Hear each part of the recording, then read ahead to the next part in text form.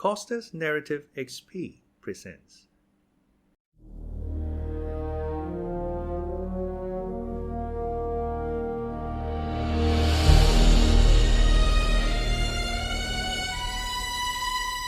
The Count of Monte Cristo by Alexandre Dumas.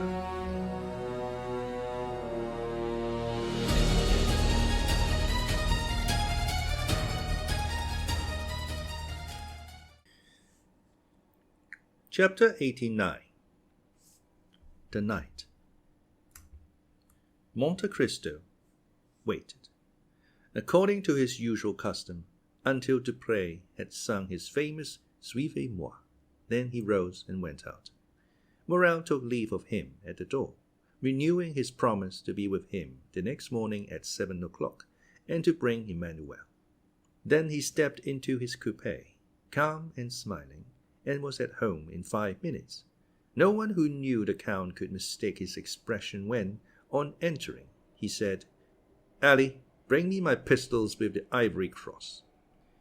Ali brought the box to his master, who examined the weapons with a solicitude very natural to a man who is about to entrust his life to a little powder and shot.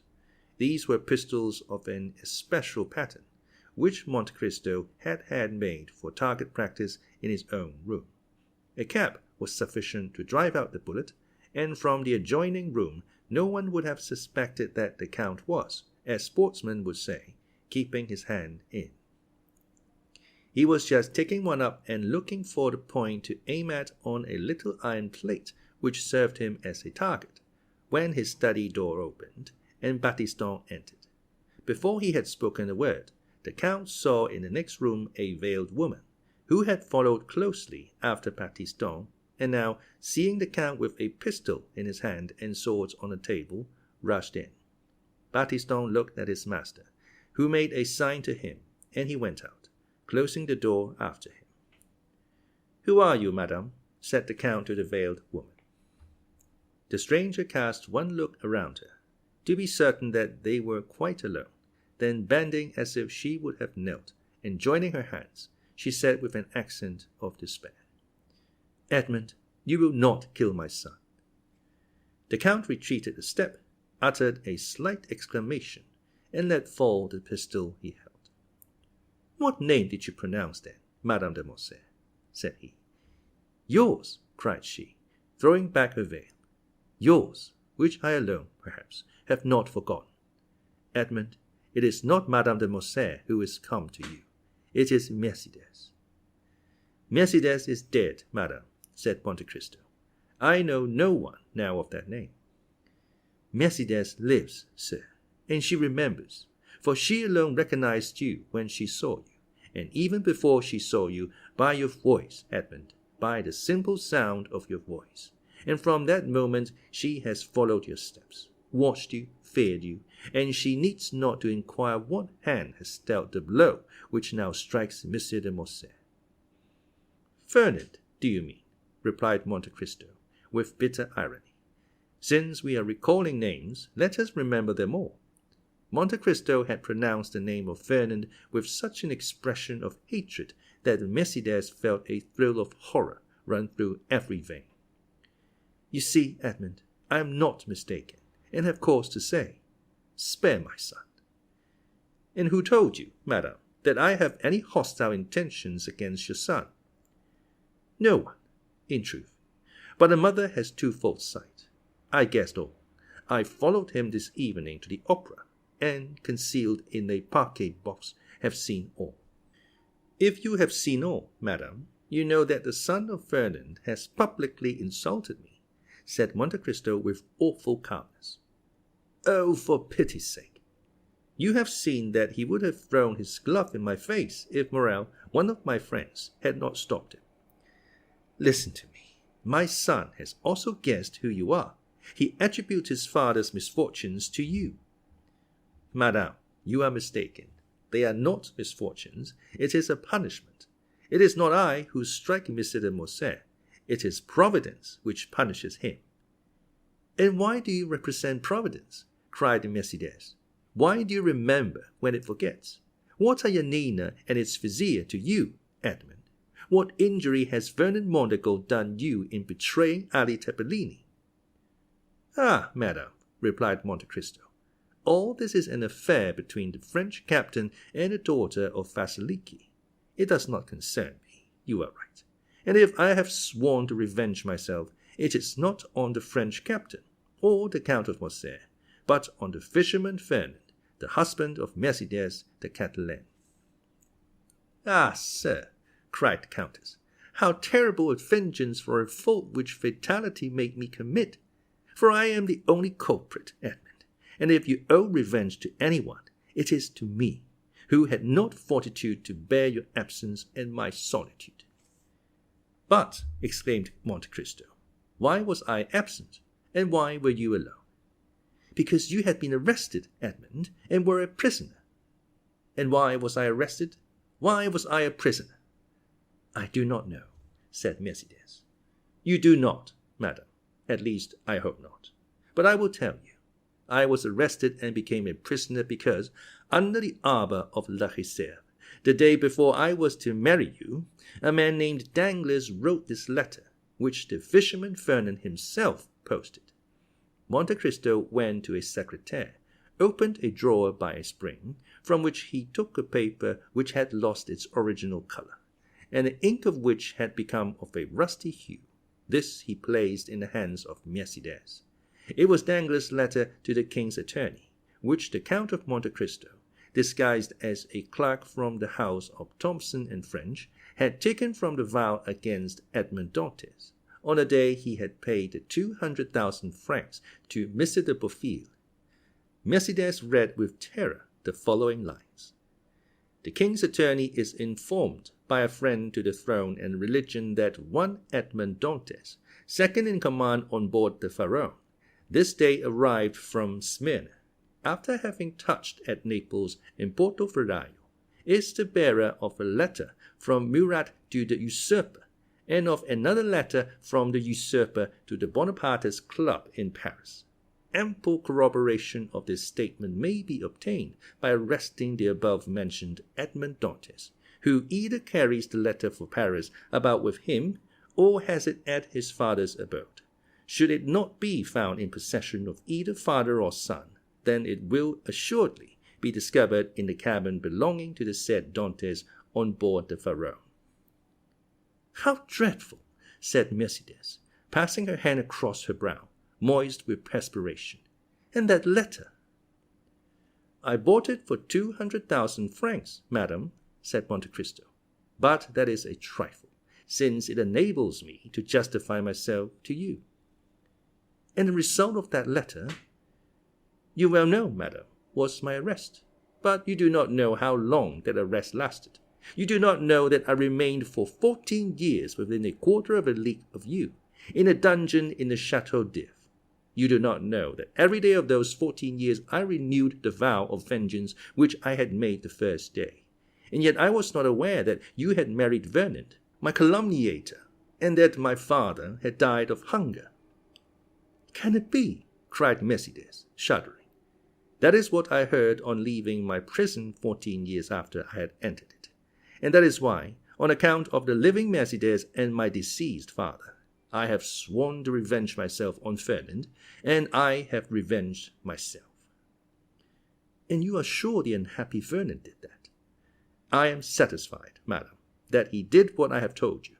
Besides, that is not much more odious than that a Frenchman by adoption should pass over to the English, that a Spaniard by birth should have fought against the Spaniards, that a stipendiary of Ali should have betrayed and murdered Ali. Compared with such things, what is the letter you have just read? A lover's deception, which the woman who has married that man ought certainly to forgive, but not so the lover who was to have married her. Well, the French did not avenge themselves on a traitor. The Spaniards did not shoot the traitor. Ali in his tomb left the traitor unpunished. But I, betrayed, sacrificed, buried, have risen from my tomb, by the grace of God, to punish that man. He sends me for that purpose, and here I am." The poor woman's head and arms fell. Her legs bent under her, and she fell on her knees. "Forgive, Edmond, forgive for my sake, who love you still." The dignity of the wife checked the fervor of the lover and the mother. Her forehead almost touched the carpet, when the Count sprang forward and raised her. Then, seated on a chair, she looked at the manly countenance of Monte Cristo, on which grief and hatred still impressed a threatening expression. "Not crush that accursed race," murmured he. "Abandon my purpose at the moment of its accomplishment.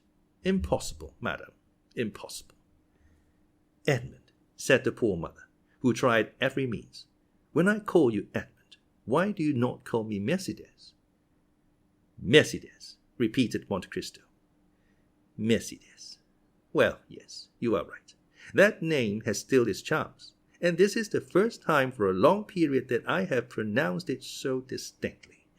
Oh, Mercédès, I have uttered your name with the sigh of melancholy, with the groan of sorrow, with the last effort of despair.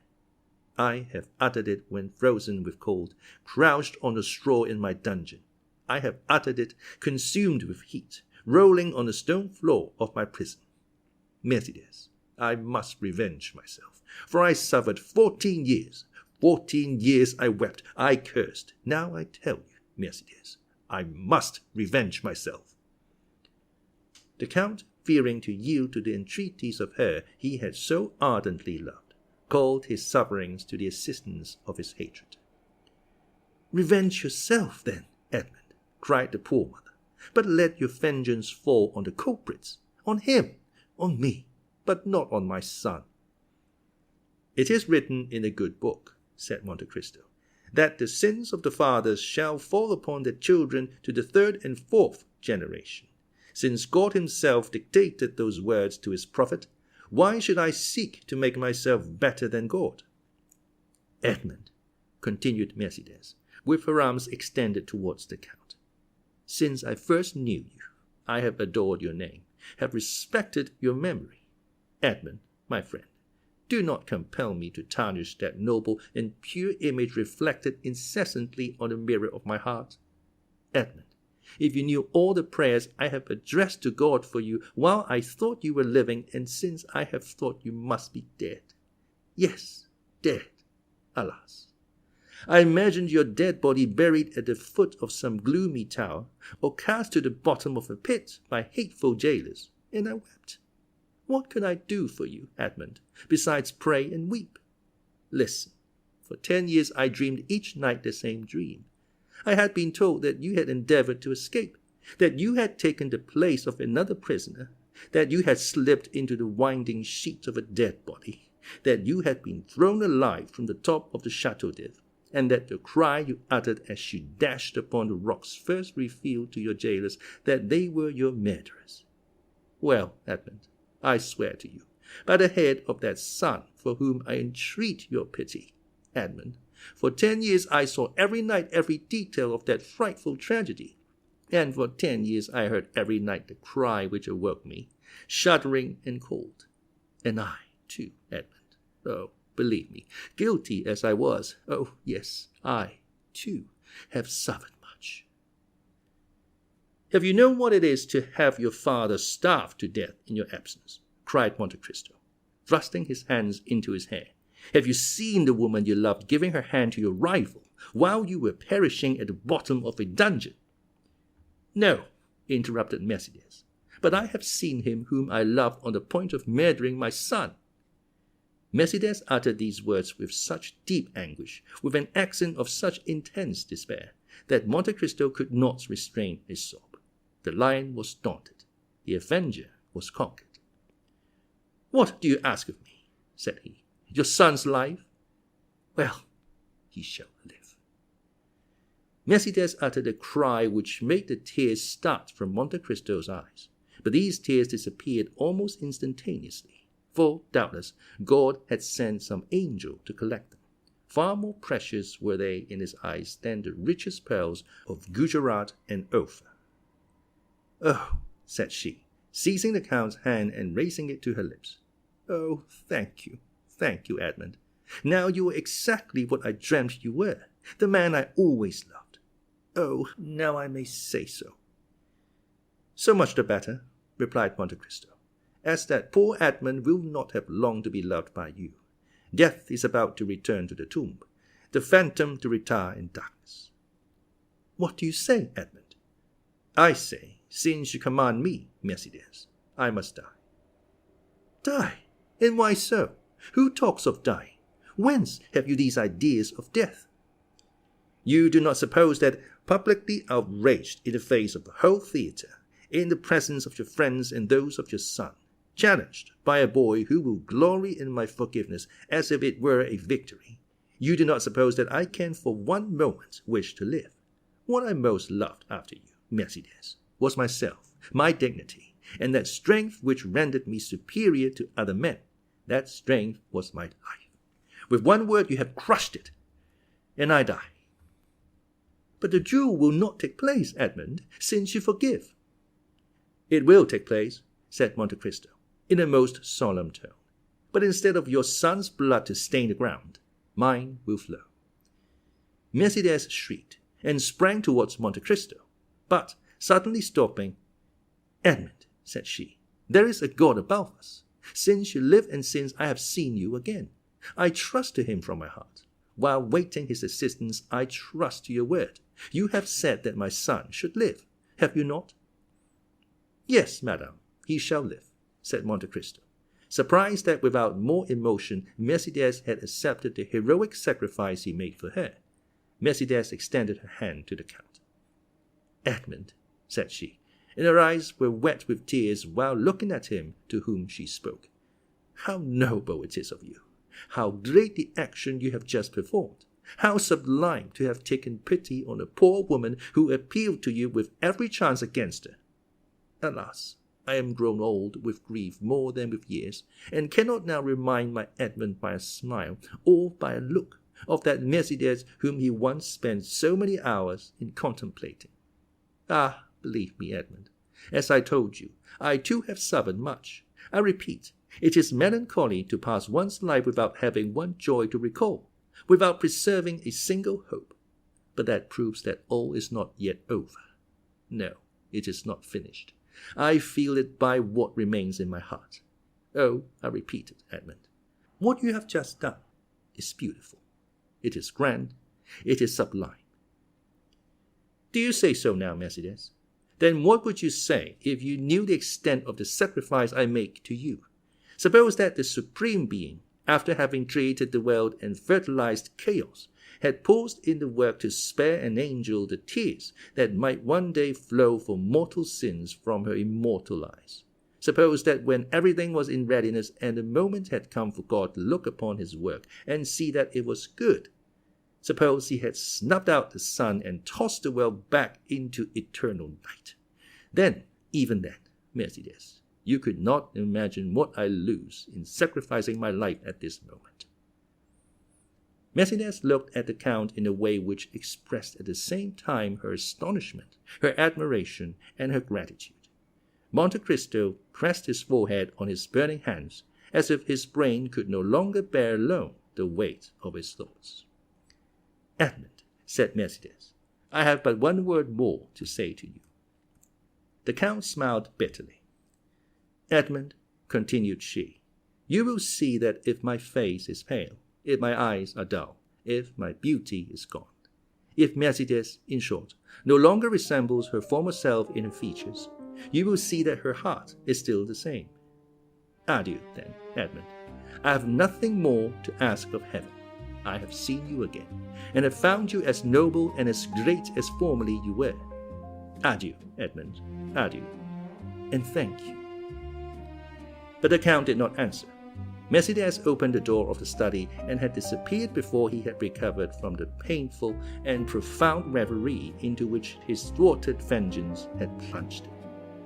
The clock of the Invalides struck 1 when the carriage which conveyed Madame de Morcerf rolled away on the pavement of the Champs-Élysées and made Monte Cristo raise his head. What a fool I was, said he, not to tear my heart out on the day when I resolved to avenge myself.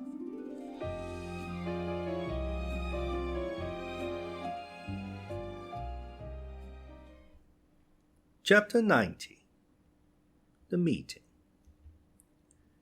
After Mercédès had left Monte Cristo, he fell into profound gloom. Around him and within him, the flight of thought seemed to have stopped. His energetic mind slumbered, as the body does after extreme fatigue. "What?" said he to himself, while the lamp and the wax lights were nearly burnt out, and the servants were waiting impatiently in the anteroom. "What? This edifice which I have been so long preparing, which I have reared with so much care and toil, is to be crushed by a single touch, a word, a breath. Yes, this self, of whom I thought so much, of whom I was so proud, who had appeared so worthless in the dungeons of the Château d'If, and whom I had succeeded in making so great, will be but a lump of clay tomorrow. Alas, it is not the death of the body I regret, for it is not the destruction of the vital principle, the repose to which everything is tending, to which every unhappy being aspires. Is not this the repose of matter, after which I so long sighed, and which I was seeking to attain by the painful process of starvation when Varia appeared in my dungeon? What is death for me? One step farther into rest, two, perhaps, into silence. No, it is not existence, then, that I regret, but the ruin of projects so slowly carried out, so laboriously framed. Providence is now opposed to them, when I most thought it would be propitious. It is not God's will that they should be accomplished. This burden, almost as heavy as the world, which I had raised, and I had thought to bear to the end, was too great for my strength, and I was compelled to lay it down in the middle of my career. Oh, should I then again become a fatalist, whom 14 years of despair and 10 of hope had rendered a believer in Providence? And all this, because my heart, which I thought dead, was only sleeping, because it has awakened and has begun to beat again, because I have yielded to the pain of the emotion excited in my breast by a woman's voice. Yet, continued the Count, becoming each moment more absorbed in the anticipation of the dreadful sacrifice for the morrow, which Mercédès had accepted. Yet, it is impossible that so noble-minded a woman should thus through selfishness consent to my death when I am in the prime of life and strength. It is impossible that she can carry to such a point maternal love, or rather delirium. There are virtues which become crimes by exaggeration. No, she must have conceived some pathetic scene. She will come and throw herself between us, and what would be sublime here will there appear ridiculous. The blush of pride mounted to the Count's forehead as this thought passed through his mind. "Ridiculous," repeated he, "and ridicule will fall on me. I, ridiculous? No, I would rather die." By thus exaggerating to his own mind the anticipated ill fortune of the next day, to which he had condemned himself by promising Mercédès to spare her son, the Count at last exclaimed, "Folly, folly, folly! To carry generosity so far as to put myself up as a mark for that young man to aim at. He will never believe that my death was suicide, and yet it is important for the honor of my memory, and it surely is not vanity, but a justifiable pride. It is important the world should know that I have consented, by my free will, to stop my arm, already raised to strike, and that with the arm which has been so powerful against others I have struck myself. It must be. It shall be." Seizing a pen, he drew a paper from a secret drawer in his desk, and wrote at the bottom of the document a sort of codicil, clearly explaining the nature of his death. "I do this, O my God," said he, with his eyes raised to heaven, "as much for thy honor as for mine. I have during 10 years considered myself the agent of thy vengeance, and other wretches like Morcerf, Danglars, Villefort, even Morcerf himself, must not imagine that chance has freed them from their enemy. Let them know, on the contrary, that their punishment, which had been decreed by Providence, is only delayed by my present determination, and although they escape it in this world, it awaits them in another, and that they are only exchanging time for eternity. While he was thus agitated by gloomy uncertainties, wretched waking dreams of grief, the first rays of morning pierced his windows, and shone upon the pale blue paper on which he had just inscribed his justification of providence. It was just 5 o'clock in the morning when a slight noise like a stifled sigh reached his ear. He turned his head, looked around him, and saw no one, but the sound was repeated distinctly enough to convince him of its reality. He arose, and quietly opening the door of the drawing-room, saw Haydée, who had fallen on a chair, with her arms hanging down and her beautiful head thrown back. She had been standing at the door, to prevent his going out without seeing her, until sleep, which the young cannot resist, had overpowered her frame, wearied as she was with watching. The noise of the door did not awaken her, and Monte Cristo gazed at her with affectionate regret. "She remembered that she had a son," said he, "and I forgot I had a daughter." Then, shaking his head sorrowfully, "Poor Haydée," said he, "she wished to see me, to speak to me. She has feared or guessed something. Oh, I cannot go without taking leave of her. I cannot die without confiding her to someone." He quietly regained his seat, and wrote under the other lines, "I bequeath to Maximilien Morel, captain of spies, and son of my former patron, Pierre Morel, ship owner at Marseille, the sum of 20 millions, a part of which may be offered to his sister Julie and brother-in-law Emmanuel, if he does not fear this increase of fortune may mar their happiness. These 20 millions are concealed in my grotto at Monte Cristo, of which Bertuccio knows the secret.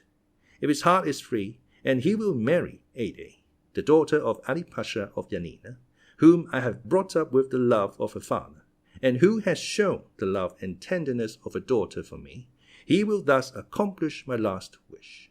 This will has already constituted Haydée's heiress of the rest of my fortune, consisting of lands, funds in England, Austria, and Holland, furniture in my different palaces and houses, and which without the 20 millions and the legacies to my servants, may still amount to 60 millions. He was finishing the last line when a cry behind him made him start, and a pen fell from his hand. "Haydée," said he, "did you read it?" "Oh, my lord," said she, "why are you writing thus at such an hour? Why are you bequeathing all your fortune to me? Are you going to leave me?" "I am going on a journey, dear child," said Monte Cristo, with an expression of infinite tenderness and melancholy, "and if any misfortune should happen to me—" The count stopped. "Well?" asked the young girl, with an authoritative tone the count had never observed before, and which startled him. "Well, if any misfortune happened to me," replied Monte Cristo, "I wish my daughter to be happy." Haydée smiled sorrowfully, and shook her head. "Do you think of dying, my lord?" said she. "The wise man, my child, has said, 'It is good to think of death.'" "Well, if you die," said she, "bequeath your fortune to others, for if you die I shall require nothing." And, taking the paper, she tore it in 4 pieces, and threw it into the middle of the room. Then, the effort having exhausted her strength, she fell, not asleep this time, but fainting on the floor. The count leaned over her and raised her in his arms, and seeing that sweet pale face, those lovely eyes closed, that beautiful form motionless and to all appearance lifeless, the idea occurred to him for the first time that perhaps she loved him otherwise than as a daughter loves a father. "Alas," murmured he, with intense suffering, "I might, then, have been happy yet." Then he carried Haydée to her room, resigned her to the care of her attendants, and returning to his study, which he shut quickly this time, he again copied the destroyed will. As he was finishing, the sound of a cabriolet entering the yard was heard. Monte Cristo approached the window, and saw Maximilien and Emmanuel alight. "Good," said he, "it was time." And he sealed his will with 3 seals. A moment afterwards he heard a noise in the drawing-room, and went to open the door himself. Morel was there. He had come 20 minutes before the time appointed. "I am perhaps come too soon, Count," said he, "but I frankly acknowledge that I have not closed my eyes all night, nor has anyone in my house. I need to see you strong in your courageous assurance to recover myself. Monte Cristo could not resist this proof of affection. He not only extended his hand to the young man, but flew to him with open arms. Morrel, said he, it is a happy day for me to feel that I am beloved by such a man as you. Good morning, Emmanuel. You will come with me, then, Maximilien. Did you doubt it? Said the young captain. But if I were wrong? I watched you during the whole scene of that challenge yesterday. I have been thinking of your firmness all night, and I said to myself that justice must be on your side, or man's countenance is no longer to be relied on. But, Morrel, Albert is your friend. Simply an acquaintance, sir. You met on the same day you first saw me. Yes, that is true, but I should not have recollected it if you had not reminded me. Thank you, Morrel. Then ringing the bell once. Look, said he to Ali, who came immediately. Take that to my solicitor. It is my will, Morrel. When I am dead, you will go and examine it. What? Said Morrel. You dead? Yes. Must I not be prepared for everything, dear friend? But what did you do yesterday after you left me? I went to Tortoni's, where, as I expected, I found Beauchamp and Chateau Renaud. I own I was seeking them. Why, when all was arranged? Listen, Count, the affair is serious and unavoidable. Did you doubt it? No, the offense was public, and everyone is already talking of it. Well, I hoped to get an exchange of arms, to substitute the sword for the pistol. The pistol is blind. Have you succeeded? Asked Monte Cristo quickly, with an imperceptible gleam of hope. No, for your skill with the sword is so well known. Ah, who has betrayed me? The skillful swordsman whom you have conquered. And you failed? They positively refused. Morrel, said the Count, have you ever seen me fire a pistol? Never. Well, we have time. Look. Monte Cristo took the pistols he held in his hand when Mercédès entered, and fixing an ace of clubs against the iron plate, with 4 shots he successively shot off the 4 sides of the club. At each shot, Morrel turned pale. He examined the bullets with which Monte Cristo performed this dexterous feat, and saw that they were no larger than buckshot. It is astonishing, said he. Look, Emmanuel. Then turning towards Monte Cristo, Count, said he, in the name of all that is dear to you, I entreat you not to kill Albert. The unhappy youth has a mother. You are right, said Monte Cristo, and I have none. These words were uttered in a tone which made Morrel shudder. You are the offended party, Count. Doubtless. What does that imply? That you will fire first. I fire first? Oh, I obtained, or rather claimed that. We had conceded enough for them to yield us that. And at what distance? 20 paces. A smile of terrible import passed over the Count's lips. Morrel, said he, do not forget what you have just seen. The only chance for Albert's safety, then, will arise from your emotion. I suffer from emotion, said Monte Cristo. Or from your generosity, my friend. To so good a marksman as you are, I may say what would appear absurd to another. What is that? Break his arm, wound him, but do not kill him. I will tell you, Morrel, said the Count, that I do not need entreating to spare the life of Monsieur de Morcerf.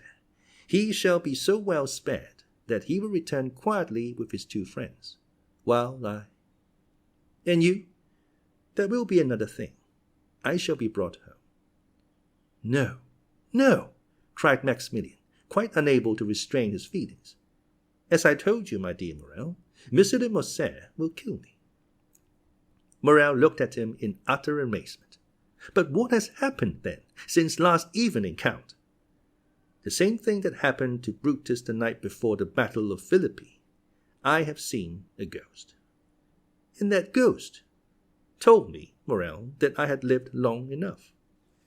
Maximilien and Emmanuel looked at each other. Monte Cristo drew out his watch. Let us go, said he. It is 5 minutes past 7, and the appointment was for 8 o'clock. The carriage was in readiness at the door. Monte Cristo stepped into it with his two friends. He had stopped a moment in the passage to listen at the door, and Maximilien and Emmanuel, who had considerably passed forward a few steps, thought they heard him answer by a sigh to a sob from within. As the clock struck 8, they drove up to the place of meeting.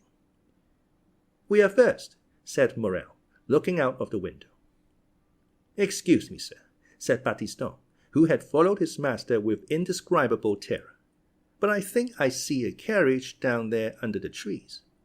Monte Cristo sprang lightly from the carriage and offered his hand to assist Emmanuel and Maximilien. The latter retained the Count's hand between his. "I like," said he, "to feel a hand like this, when its owner relies on the goodness of his cause." "It seems to me," said Emmanuel, "that I see two young men down there, who are evidently waiting." Monte Cristo drew Morrel a step or two behind his brother-in-law. "Maximilien," said he, "are your affections disengaged?" Morrel looked at Monte Cristo with astonishment. "I do not seek your confidence, my dear friend. I only ask you a simple question. Answer it. That is all I require." "I love a young girl, Count." "Do you love her much?" "More than my life." "Another hope defeated," said the Count. Then, with a sigh, "Poor Haydée," murmured he. "To tell the truth, Count, if I knew less of you, I should think that you were less brave than you are." "Because I sigh when thinking of someone I am leaving?" "Count Morrel, it is not like a soldier to be so bad a judge of courage. Do I regret life? What is it to me, who have passed 20 years between life and death? Moreover, do not alarm yourself, Morrel. This weakness, if it is such, is betrayed to you alone. I know the world is a drawing-room, from which we must retire politely and honestly, that is, with a bow, and our debts of honor paid." "That is to the purpose. Have you brought your arms?" "I? What for? I hope these gentlemen have theirs." "I will inquire," said Morrel. "Do, but make no treaty. You understand me?" "You need not fear." Morrel advanced towards Beauchamp and Château Renaud, who, seeing his intention, came to meet him. The three young men bowed to each other courteously, if not affably. "Excuse me, gentlemen," said Morrel, "but I do not see M. de Morcerf." "He sent us word this morning," replied Château Renaud, "that he would meet us on the ground." "Ah," said Morrel. Beauchamp pulled out his watch. "It is only 5 minutes past 8, said he to Morrel. "There is not much time lost yet." "Oh, I made no illusion of that kind," replied Morrel. "There is a carriage coming," said Château Renaud. It advanced rapidly along one of the avenues leading towards the open space where they were assembled. "You are doubtless provided with pistols, gentlemen. Monsieur de Monte Cristo yields his right of using his." "We had anticipated this kindness on the part of the Count," said Beauchamp, "and I have brought some weapons which I bought 8 or 10 days since, thinking to want them on a similar occasion. They are quite new, and have not yet been used. Will you examine them?" "Oh, Monsieur Beauchamp, if you assure me that Monsieur de Morcerf does not know these pistols, you may readily believe that your word will be quite sufficient." "Gentlemen," said Château Renaud, "it is not Morcerf coming in that carriage. Faith, it is Franz and Debray." The two young men he announced were indeed approaching. "What chance brings you here, gentlemen?" said Château Renaud, shaking hands with each of them. "Because," said Debray, "Albert sent this morning to request us to come." Beauchamp and Château Renaud exchanged looks of astonishment. "I think I understand his reason," said Morrel. "What is it?" "Yesterday afternoon I received a letter from M. de Morcerf, begging me to attend the opera." "And I," said Debray. "And I also," said Franz. "And we too," added Beauchamp and Château Renaud. "Having wished you all to witness the challenge, he now wishes you to be present at the combat." "Exactly so," said the young man. "You have probably guessed right." "But, after all these arrangements, he does not come himself," said Château Renaud. "Albert is 10 minutes after time." "There he comes," said Beauchamp, "on horseback, at full gallop, followed by a servant." "How imprudent," said Château Renaud, "to come on horseback to fight a duel with pistols, after all the instructions I have given him." "And besides," said Beauchamp, "with a collar above his cravat, an open coat and white waistcoat. Why has he not painted a spot upon his heart? It would have been more simple. Meanwhile, Albert had arrived within 10 paces of the group formed by the 5 young men. He jumped from his horse, threw the bridle on his servant's arms, and joined them. He was pale, and his eyes were red and swollen. It was evident that he had not slept. A shade of melancholy gravity overspread his countenance, which was not natural to him. "I thank you, gentlemen," said he, "for having complied with my request. I feel extremely grateful for this mark of friendship." Morrel had stepped back as Maquet approached, and remained at a short distance. "And to you also, Monsieur Morrel, my thanks are due. Come, there cannot be too many." "Sir," said Maximilien, "you are not perhaps aware that I am Monsieur de Monte Cristo's friend." "I was not sure, but I thought it might be so. So much the better. The more honorable men there are here, the better I shall be satisfied." "Monsieur Morrel," said Château Renaud, "will you apprise the Count of Monte Cristo that Monsieur de Morcerf is arrived, and we are at his disposal?" Morrel was preparing to fulfill his commission. Beauchamp had meanwhile drawn the box of pistols from the carriage. "Stop, gentlemen," said Albert. "I have 2 words to say to the Count of Monte Cristo." "In private?" asked Morrel. "No, sir. Before all who are here." Albert's witnesses looked at each other. Franz and Debray exchanged some words in a whisper, and Morrel, rejoiced at this unexpected instant, went to fetch the Count, who was walking in a retired path with Emmanuel. "What does he want with me?" said Monte Cristo. "I do not know, but he wishes to speak to you." "Ah," said Monte Cristo, "I trust he is not going to tempt me by some fresh insult." "I do not think that such is his intention," said Morrel. The Count advanced, accompanied by Maximilien and Emmanuel. His calm and serene look formed a singular contrast to Albert's grief-stricken face, who approached also, followed by the other 4 young men. When at 3 paces distant from each other, Albert and the Count stopped. "Approach, gentlemen," said Albert. "I wish you not to lose one word of what I am about to have the honor of saying to the Count of Monte Cristo, for it must be repeated by you to all who will listen to it, strange as it may appear to you." "Proceed, sir," said the Count. "Sir," said Albert, at first with a tremulous voice, but which gradually became firmer, "I reproached you with exposing the conduct of Monsieur de Morcerf in Epirus. For guilty as I knew he was, I thought you had no right to punish him. But I have since learned that you had that right.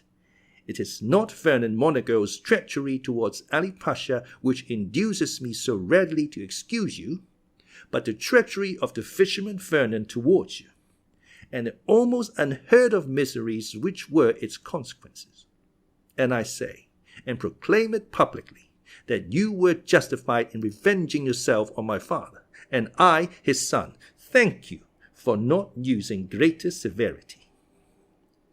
Had a thunderbolt fallen in the midst of the spectators of this unexpected scene, it would not have surprised them more than did Albert's declaration. As for Monte Cristo, his eyes slowly rose towards heaven with an expression of infinite gratitude. He could not understand how Albert's fiery nature, of which he had seen so much among the Roman bandits, had suddenly stooped to this humiliation. He recognized the influence of Mercédès, and saw why her noble heart had not opposed the sacrifice she knew beforehand would be useless. "Now, sir," said Albert, "if you think my apology sufficient, pray give me your hand. Next to the merit of infallibility which you appear to possess, I rank that of candidly acknowledging a fault. But this confession concerns me only. I acted well as a man, but you have acted better than man. An angel alone could have saved one of us from death. That angel came from heaven, if not to make us friends, at least to make us esteem each other." Monte Cristo, with moistened eye, heaving breast, and lips half open, extended to Albert a hand, which the latter pressed with a sentiment resembling respectful fear. "Gentlemen," said he, "Monsieur de Monte Cristo receives my apology. I had acted hastily towards him. Hasty actions are generally bad ones. Now my fault is repaired. I hope the world will not call me cowardly for acting as my conscience dictated. But if anyone should entertain a false opinion of me, added he, drawing himself up as if he would challenge both friends and enemies, I shall endeavor to correct his mistake. What happened during the night? Asked Beauchamp of Chateau Renaud. We appear to make a very sorry figure here. In truth, what Albert has just done is either very despicable or very noble, replied the Baron. What can it mean? Said the brave de France. The Count of Monte Cristo acts dishonorably to Monsieur de Morcerf, and is justified by his son. Had I 10 Yaninas in my family, I should only consider myself the more bound to fight 10 times. As for Monte Cristo, his head was bent down, his arms were powerless. Bowing under the weight of 24 years' reminiscences, he thought not of Albert, of Beauchamp, of Chateau Renaud, or of any of that group, but he thought of that courageous woman who had come to plead for her son's life, to whom he had offered his, and who had now saved it by the revelation of a dreadful family secret, capable of destroying forever in that young man's heart every feeling of filial piety. Providence still, murmured he.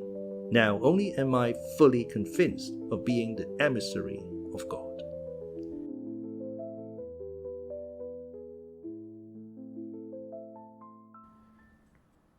Chapter 91. Mother and Son. The Count of Monte Cristo bowed to the 5 young men with a melancholy and dignified smile, and got into his carriage with Maximilien and Emmanuel. Albert, Beauchamp, and Chateau Renaud remained alone. Albert looked at his 2 friends, not timidly, but in a way that appeared to ask their opinion of what he had just done. Indeed, my dear friend, said Beauchamp first, who had either the most feeling or the least dissimulation, allow me to congratulate you. This is a very unhoped-for conclusion of a very disagreeable affair. Albert remained silent and wrapped in thought. Chateau Renaud contented himself with tapping his boot with his flexible cane. Are we not going? Said he, after this embarrassing silence. When you please, replied Beauchamp. Allow me only to compliment Monsieur de Morcerf, who has given proof today of rare chivalric generosity. Oh yes, said Chateau Renaud. It is magnificent, continued Beauchamp, to be able to exercise so much self-control. Assuredly, as for me, I should have been incapable of it, said Chateau Renaud, with most significant coolness. Gentlemen, interrupted Albert, I think you did not understand that something very serious had passed between Monsieur de Monte Cristo and myself. Possibly, said Beauchamp immediately, but every simpleton would not be able to understand your heroism, and sooner or later you will find yourself compelled to explain it to them more energetically than would be convenient to your bodily health and the duration of your life. May I give you a friendly counsel? Set out for Naples, The Hague, or St. Petersburg, calm countries where the point of honor is better understood than among our hot-headed Parisians. Seek quietude and oblivion, so that you may return peaceably to France after a few years. Am I not right, Monsieur de Chateau Renaud? That is quite my opinion, said the gentleman. Nothing induces serious duels so much as a duel forsworn. Thank you, gentlemen, replied Albert, with a smile of indifference. I shall follow your advice, not because you give it, but because I had before intended to quit France. I thank you equally for the service you have rendered me in being my second. It is deeply engraved on my heart, and, after what you have just said, I remember that only. Chateau Renaud and Beauchamp looked at each other. The impression was the same on both of them, and the tone in which Morcerf had just expressed his thanks was so determined that the position would have become embarrassing for all if the conversation had continued. Goodbye, Albert, said Beauchamp suddenly, carelessly extending his hand to the young man. The latter did not appear to arouse from his lethargy. In fact, he did not notice the offered hand. Goodbye, said Chateau Renaud in his turn, keeping his little cane in his left hand and saluting with his right. Albert's lips scarcely whispered goodbye, but his look was more explicit. It expressed a whole poem of restrained anger, proud disdain, and generous indignation. He preserved his melancholy and motionless position for some time after his two friends had regained their carriage. Then suddenly unfastening his horse from the little tree to which his servant had tied it, he mounted and galloped off in the direction of Paris. In a quarter of an hour he was entering the house in the Rue d'Auder. As he alighted, he thought he saw his father's pale face behind the curtain of the Count's bedroom. Albert turned away his head with a sigh, and went to his own apartments. He cast one lingering look on all the luxuries which had rendered life so easy and so happy since his infancy. He looked at the pictures, whose faces seemed to smile, and the landscapes, which appeared painted in brighter colors. Then he took away his mother's portrait, with its oaken frame, leaving the gilt frame from which he took it black and empty. Then he arranged all his beautiful Turkish arms, his fine English guns, his Japanese china, his cups mounted in silver, his artistic bronzes by Fouché or Barry, examined the cupboards, and placed the key in each, threw into a drawer of his secrétaire, which he left open, all the pocket money he had about him, and with it the 1,000 fancy jewels from his vases and his jewel boxes. Then he made an exact inventory of everything, and placed it in the most conspicuous part of the table, after putting aside the books and papers which had collected there. At the beginning of this work, his servant, notwithstanding orders to the contrary, came to his room. "What do you want?" asked he, with a more sorrowful than angry tone. "Pardon me, sir," replied the valet. "You had forbidden me to disturb you, but the Count of Morcerf has called me." "Well," said Albert, "I did not like to go to him without first seeing you." "Why?" "Because the Count is doubtless aware that I accompanied you to the meeting this morning." "It is probable," said Albert. "And since he has sent for me, it is doubtless to question me on what happened there. What must I answer?" "The truth." "Then I shall say the duel did not take place." "You will say I apologize to the Count of Monte Cristo. Go." The valet bowed and retired, and Albert returned to his inventory. As he was finishing this work, the sound of horses prancing in a yard and the wheels of a carriage shaking his window attracted his attention. He approached the window and saw his father get into it and drive away.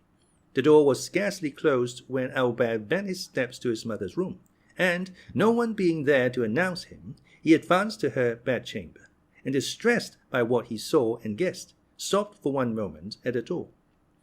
As if the same idea had animated these two beings, Mercédès was doing the same in her apartments that he had just done in his. Everything was in order. Laces, dresses, jewels, linen, money, all were arranged in the drawers, and the Countess was carefully collecting the keys. Albert saw all these preparations and understood them, and exclaiming, "My mother," he threw his arms around her neck. The artist who could have depicted the expression of these two countenances would certainly have made of them a beautiful picture. All these proofs of an energetic resolution, which Albert did not fear on his own account, alarmed him for his mother. "What are you doing?" asked he. "What were you doing?" replied she. "Oh, my mother!" exclaimed Albert, so overcome he could scarcely speak. "It is not the same with you and me. You cannot have made the same resolution I have, for I have come to warn you that I bid adieu to your house, and to you." "I also," replied Mercédès, "am going, and I acknowledge I had depended on your accompanying me. Have I deceived myself?" "Mother," said Albert with firmness, "I cannot make you share the fate I have planned for myself. I must live henceforth without rank and fortune, and to begin this hard apprenticeship I must borrow from a friend the loaf I shall eat until I have earned one. So, my dear mother, I am going at once to ask France to lend me the small sum I shall require to supply my present wants." "You, my poor child, suffer poverty and hunger? Oh, do not say so. It will break my resolutions." "But not mine, mother," replied Albert. "I am young and strong. I believe I am courageous, and since yesterday I have learned the power of will. Alas, my dear mother, some have suffered so much and yet live, and have raised a new fortune on the ruin of all the promises of happiness which heaven had made them, on the fragments of all the hope which God had given them. I have seen that, mother. I know that from the gulf in which their enemies have plunged them, they have risen with so much vigor and glory that in their turn they have ruled their former conquerors and have punished them.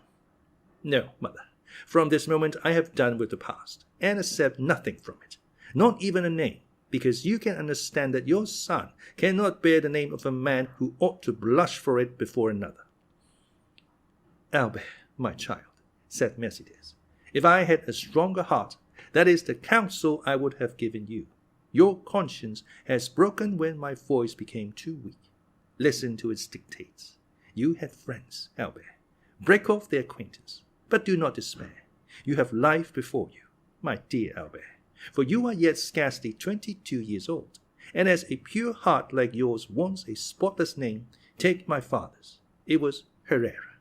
I am sure, my dear Albert, whatever may be your career, you will soon render that name illustrious.